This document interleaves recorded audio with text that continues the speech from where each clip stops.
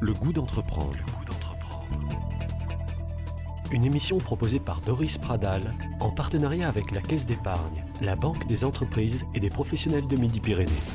Bonjour à tous et bienvenue dans Le Goût d'entreprendre. Jean-Emmanuel Pialou est un artisan d'art. Il est bottier, oui vous avez bien entendu, il s'est lancé dans l'univers de la chaussure. Il vient de créer à Toulouse, dans son atelier, des modèles sur mesure. Il s'inscrit dans une démarche éco-responsable, vous allez l'entendre. C'est aussi une belle histoire, celle d'une reconversion réussie.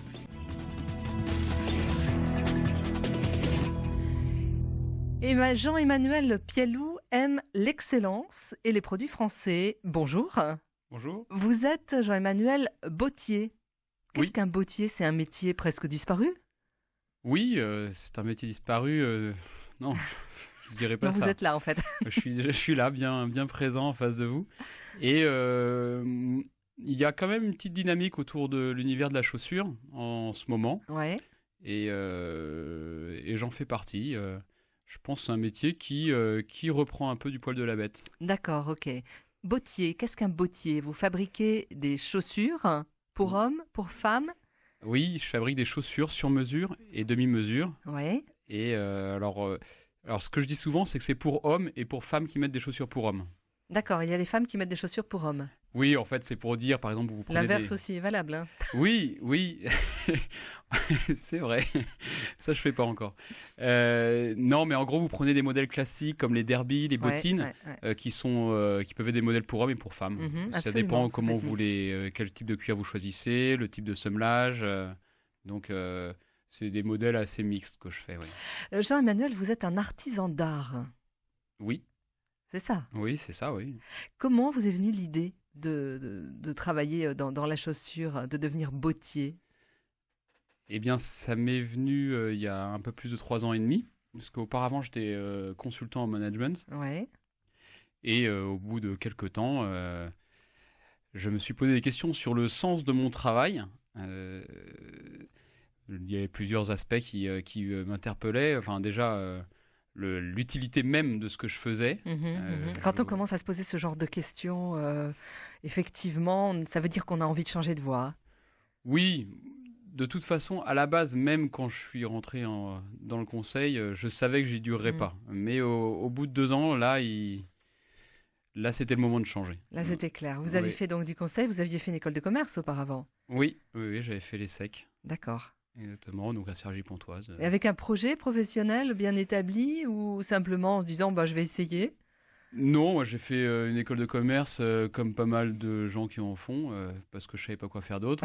Et j'ai fait consultant comme pas mal de gens qui en font parce que je savais pas quoi faire d'autre. Alors qu'aujourd'hui, c'est plus du tout ça. Aujourd'hui, ah oui, là j'y vais avec mon cœur. Voilà, vous êtes à fond dans la chaussure. Ouais. Dans la chaussure, mais plus largement dans l'artisanat, dans le fait de faire du beau et de l'utile. Alors je disais, oui, dès le début de cette émission, vous aimez l'excellence. Vous êtes sur des modèles, alors soit 100% sur mesure, soit demi-mesure. Quelle est la différence? Alors la différence, enfin le sur-mesure, c'est alors pour faire une chaussure, vous avez plusieurs étapes. Tout d'abord, on prend les mesures du client et on reporte ces mesures sur une forme en bois autour de laquelle ensuite on galbe le cuir et ça donne la chaussure finale en gros. Donc quand on fait du sur-mesure, eh bien la forme est exactement aux mesures de la personne. Ouais. Et donc la chaussure après aussi. Uh-huh. Et donc il y a des chaussures d'essai, on retouche le patronage, plein de choses qui sont personnalisées. Dès que le demi-mesure, la forme est déjà existante, j'ai une armoire de forme avec des modèles d'essai déjà existants. Donc les gens viennent et essayent la chaussure et ensuite il y a une personnalisation, mais la mise en œuvre est beaucoup plus rapide. D'accord. Et au niveau du coût également? Oui, donc sur le sur-mesure, on est sur 80 heures de travail. Sur le demi-mesure, ça dépend si tout est fait à la main ou pas, on est entre 15 et 30 heures. Vous travaillez donc à la main? Oui. Vos chaussures sont faites, c'est vous qui En tout fabriquez? cas, moi personnellement, dans mon atelier, je travaille à la main, oui. Ouais, d'accord. Donc, et vous faites tout. Alors, comment vous faites pour tout, oui, tout à fait. les matières premières? C'est du cuir?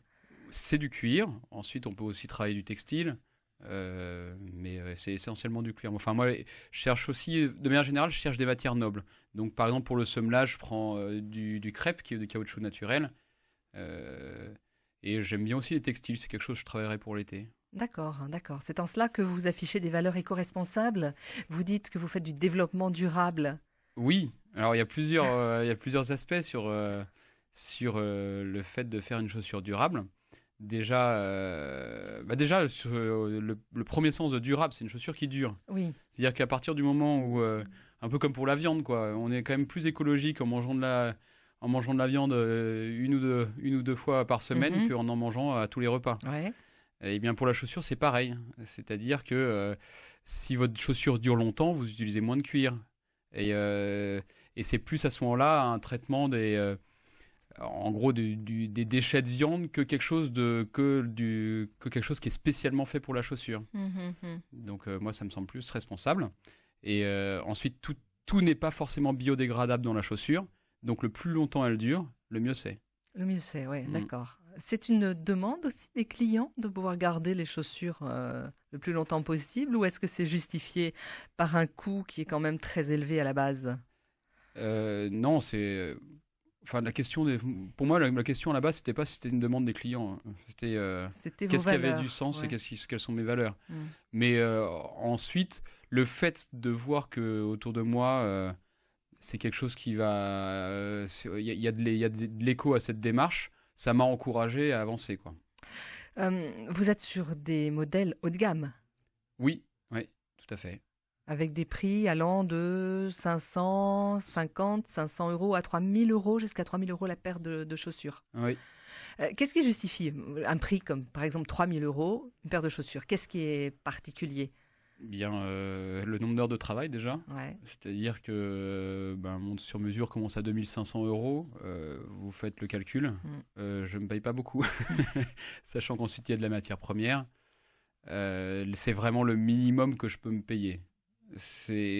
Moi, j'y vais, je fais ça parce que je veux quand même le rendre un minimum possible pour certaines personnes. Ouais. C'est-à-dire si je le mets à 6000 euros, déjà, c'est différent. Et ensuite, il y a une question de choix de vie, quoi. Parce que je me suffis d'un salaire modeste, mais convenable, quoi.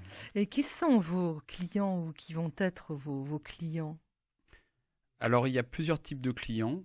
Il y a des clients qui veulent une belle chaussure de bonne qualité. Et il y a aussi des clients qui peuvent avoir des questions pathologiques à régler avec leurs pieds. Oui, d'accord. Qui ont besoin de chaussures, mais ce ne sont pas des chaussures médicales. Alors, moi, je ne fais pas du médical, mais j'ai un partenariat pour le médical. D'accord. C'est-à-dire que si quelqu'un a vraiment un véritable problème au pied, qui est considéré comme une pathologie. Une pathologie, oui. Donc, il a une ordonnance pour faire une paire de chaussures sur mesure. Je travaille avec un podo-orthésiste pour mes souliers. D'accord. La différence avec le podo-orthésiste, c'est que, étant donné que c'est plus cher, c'est pas qu'étant donné que c'est plus cher, c'est qu'en fait, je choisis vraiment des matériaux d'exception qui vont durer. Chez le podo-orthésiste, souvent, ils sont limités par le prix qu'ils font. Autre question sur votre formation. Comment devient-on bottier? Alors, il y a plusieurs moyens. Il peut y avoir déjà une formation académique, entre guillemets. Il y a des formations, par exemple, dans un CFA? Alors, il y a des formations chez les compagnons. Ouais. Mais ensuite, après 25 ans, c'est quasiment impossible. Trop vieux. Oui, il n'y a rien. En fait, c'est très difficile de se former en tant que bottier. Mais moi, j'ai eu énormément de chance parce que à Muret, à l'ERP Vincent Auriol, j'étais rentré en tant que cordonnier. Je me disais, bon, pour la botterie, on verra. J'avais ce projet en fond, mais je ne savais pas trop comment faire. Et la personne qui s'occupait de la formation en cordonnerie était maître bottier et a accepté de vous former. De me former. De transmettre. C'est ça, de transmettre son savoir-faire. Ouais. Et après, ensuite, je suis allé me former chez des artisans bottiers, à droite à gauche, à Saumur, à Chaland aussi. En Europe également, en Italie peut-être? Non. Ouais, les Français, c'est pas mal. Hein. Ouais. S'il avait fallu choisir un endroit pour me former à l'étranger, je serais allé au Japon. Ah oui. Ah oui, pour moi, c'est là où ça se passe au niveau des bottiers en ce moment, quoi. Ah oui, d'accord. Il y a une tendance là-bas. Ah, il y a une tendance et surtout il y a une culture de la précision qui se voit direct sur leurs chaussures. D'accord. Avec des modèles pareils, j'allais dire très haut de gamme, en fait. Très haut de gamme, du sur-mesure. Ouais. Vous êtes 100% made in France. C'est du made in France. Le cuir aussi vient de France? Le cuir vient de France, oui, des tanneries françaises. Donc, donc, alors, il y a deux choses. C'est que déjà, d'un point de vue de la qualité, on a beaucoup de chance. En France, nos tanneries sont réputées mondialement. De moins en moins, tout de même. C'est difficile de trouver de bons produits. Vous prenez la tannerie du Puy-en-Velay, l'ancienne tannerie de Weston qui appartient maintenant à Hermès. Ces cuirs sont recherchés. C'est le top, Ces cuirs sont recherchés partout. Pour tout ce qui est de la semelle, prenez la tannerie Garat. Enfin, John Lhomme se fournit chez eux. C'est difficile de faire mieux. Hein. Et de fait, si vous regardez pourquoi, c'est la tannerie Garat, c'est parce que le tannage est fait en fosse. C'est un tannage végétal de 24 à 48 mois. De 12 à 24 mois, pardon. Et le cuir est battu. Il n'y a que 2 tanneries dans le monde, je crois, qui font ça, qui battent le cuir pour resserrer les fibres. C'est Garat et Bastin. Donc, on a de la chance, c'est en France. Il ne faut pas se priver. Et ensuite, je voulais dire une deuxième chose.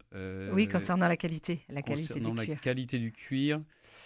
Oui, et ensuite, au niveau des normes écologiques, les normes que suivent les tanneries françaises sont quand même très rigoureuses. Ça s'appelle la norme REACH, c'est une norme européenne.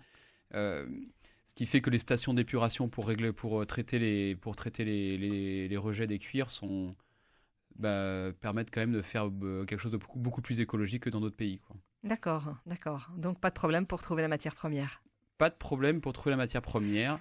Oui, ça c'est de la chance. Et porter le Made in France, c'est un concept qui est tendance, mais bon, on a bien compris que pour vous c'était beaucoup plus que ça, c'est plus qu'une mode, hein, c'est dans votre ADN. Oui, c'est que en fait on peut se disperser en allant chercher toujours partout le meilleur. Parfois le meilleur est à côté de chez vous, quoi. Et c'est une question d'identité aussi. Moi, j'aime bien connaître les gens qui sont autour de moi, plutôt que passer mon temps sur les réseaux sociaux. C'est un peu pareil pour ma manière d'être en entreprise. J'ai besoin d'incarnation, j'ai besoin d'humain, et pour ça, je parle aux gens, je vais les voir, je les rencontre, je les connais, et je peux voir comment les cuirs sont fabriqués. C'est pas comme si je commandais un cuir du Portugal ou d'Italie où je serais pas allé et donc dont juste le cuir est pour moi une matière et un prix, quoi. Ouais. La passion et l'amour du travail bien fait, Jean-Emmanuel. Oui, et des gens aussi. Vous restez avec nous, à tout de suite.